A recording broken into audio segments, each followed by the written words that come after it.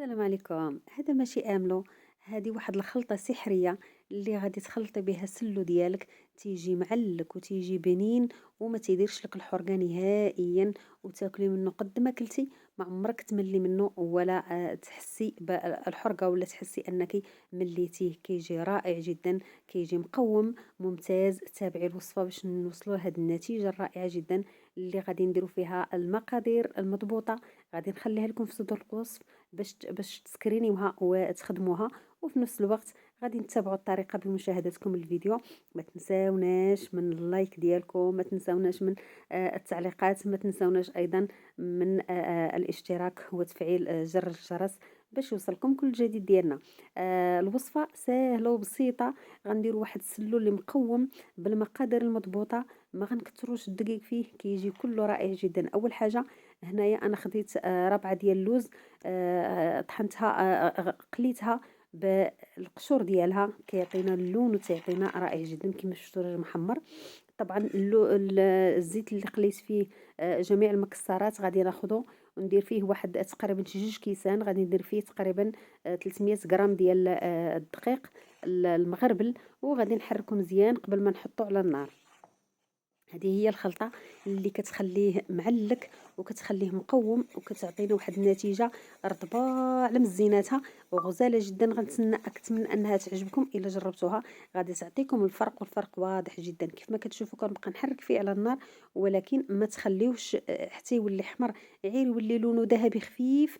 غادي نتحيدوه وتخليو داك السخونية ديال الزيت هي اللي غادي تخليه يتحمر ويولي بهذا اللون هذا. فإلا خليتوه بهذا اللون هذا غادي تحرق لكم، فضروري كتخليوه لون ذهبي خف من هذا وتخليوه حتى كيبرد. عاد غادي نديرو به الخلطة ديالنا. غادي ندوزو الوصفة. طبعا سلو، هنا حنا كنخلطو. انا غنقول لكم المقادير. هنا تقريبا درت انا كيلو ديال الدقيق اللي حمرته، انا شاركت معكم الطريقه ديال التحمير ديالو. هنا عندي كيلو ديال الكاوكاو، كيلو ديال اللوز. خديت نص كيلو ديال اللوز حمرته وقليته في الزيت، هو والكاوكاو قليتهم في الزيت. وكيلو ديال الجنجلان حمصتهم غير في الطاوه. ديتهم عند العطار وطحنهم ليا بهذا الشكل هذا. لاني تقريبا كيلو، نص كيلو ديال اللوز وكيلو ديال الجنجلان طحنتهم باش يعطيوني التعليكه ويكونوا مزيتين. هنا عندي معلقه ونص من كل حبه حلاوه والنافع، ومعلقه ونص كذلك من القرفه، و6 حبات ديال المسكه اللي طحنتهم مع شويه السكر. غادي نحطهم على هذاك الكيلو ديال الدقيق اللي محمر، وغادي نحاول انني ندخل هذاك الخليط مع الدقيق ودوك الحبيبات كلهم. التعليكه ديال المكسرات خصني ضروري ندخلها في الدقيق ونعجنها ونحكها بحال كيف ما كتشوفوا بالايد ديالي بحال هكا، ونحاول انني غادي نعجنها كيف ما غادي تشوفوا في الفيديو. ضروري هاد الطريقه.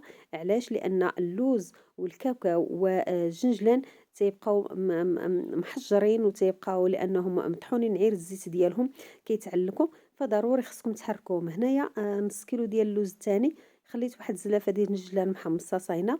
نص كيلو ديال اللوز درت رابعه قليتها بالقشور ديالها وهروشتها بحال هكا، ورابعه قليتها بلا قشور وحتى هي هروشتها. وغنخلط الكميه، شوفوا كيفاش كيجي، سيعطينا اللون والمذاق رائع جدا. غادي نجربوها وغادي تردوا عليا الخبر. غادي نخلط الكميات كلهم اللي كاينين عندي، هادو هما اللي كيعطيوني التقرميشه واللي تيعطيوني اللذه. الشيء الاخر تيكون ارطب، ولكن هادو تيعطيوني ديك التقرميشه الحرشه اللي حنا كنحتاجوها. غادي ناخذ واحد الحبه ديال الكوزه، غادي نطحنها تقريبا. ضروري ديروها في هاد المبشره هذه لانها رقيقه بزاف، كتنزلها لينا نيله، وهاد شويه هو اللي شاط. بغيتي ديروها كامله ديروها. صافي. وغادي نخلط المكونات ديالي كلهم النواشف مع بعضهم كيف ما كتشوفوا. مع ضروري الملحه انا درتها مع اللوز، فضروري ديروا واحد المعلقه صغيره ديال الملحه باش هكا كتعدل لينا المذاق وتعطينا حتى المذاق ديالها الرائع. كيف ما كتشوفوا غادي نحرك مزيان كيف ما نتوما نخلط. هذا هو القوام ديالي. غادي نخليه هنايا نضيف عليه هذاك الخلطه اللي درنا السحريه ديالنا، اللي الدقيق اللي حمرته. شوفوا ما شاء الله اللون ديالها، غتزيد تغمق لينا اللون وغتعطينا الرطوبيه وتعطينا اللذه والبنه وتخليه لين ورائع جدا. فجربوها والله حتى كتعطي الفرق، الفرق بزاف بزاف بزاف. كيف ما كتشوفوا غادي نضيفها تقريبا 300 غرام ديال الدقيق، مع شي 2 كيسان تقريبا كاس ونص ديال الزيت اللي قليت فيه اللوز. ما ديروش الزيت العادي، ضروري كديروا الزيت اللي فيه البنه ديال اللوز. صافي كيف ما كتشوفوا. وغادي نحاول ندخل هذيك الخلطه مع المكسرات، مع الخلطه الاولى اللي درنا مع الكيلو ديال الدقيق، ونحرك مزيان ونحاول انني ندخلها في النواشف، وغنبدا نعجنها مزيان. طبعا كتعرفوا ان سلو كيبغي العجين، وتيبغي دلكيه مزيان باش يخرج الزيوت ديالو، وباش كتعطينا النتيجه ديال سلو المقوم البلدي ديالنا. فضروري من هاد الحركه هذه، لان غادي نخليوه واحد الليله كامله ولا 4 سوايع ولا 6 سوايع. ضروري تخليه واحد المده باش تشوفوه الا طلق الزيت ديالو، راه ما غنضيفوا عليه حتى شي دهون اخرين. الا بقى بحال هذا القوام هذا، راه فضروري كيحتاج ان حنا نضيفوا عليه يا الزبده نوازيت، يا نضيفوا عليه زيت الزيتون. كيف ما كتشوفوا بات ليله كامله. الصباح ملي قلبته لقيته بقى في الشكل ديالو، ما ضاف ليا حتى، يعني ما طلقش ليا الزيت. فهنايا غادي نحاول انني نضيف عليه يا اما الزيت البلديه سخونه، يا اما غنضيف عليه هنا الزبده نوازيت. طبعا انا حيت كندير لي كوموند، فغادي نحيد النص ديالو خليته بلا سكر، ما غنضيفش ليه الحلاوه نهائيا. والنص الثاني لاني عندي كليان كيبغيوها مسوس من غير سكر. الناس عندهم السكر، الله يشافينا ويشافيكم كاملين. غادي نخليه على جنب، وناخذ الكميه الاخرى غادي نضيف عليها تقريبا واحد 150 غرام ديال السكر كلاصي، وغادي نغربلو ونخلطو مزيان. لان ما كنصحش بالعسل لان كيزيد يكور لينا، فديروا السكر كلاصي يكون احسن. فغادي نخلط الكميه ما تنسى سمحوا لي على هاد الشبوره اللي وقعت. غادي نخلطو مزيان حتى ينسجم في النواشف ديالنا. من بعد غادي نضيف عليه الزبده نوازيت اللي غليتها مزيان حتى يعني حيد منها جميع السوائل والحليب. وغادي نضيف واحد تقريبا شي كاس ديال الزبده اللي كتكون سخونه دافيه شويه.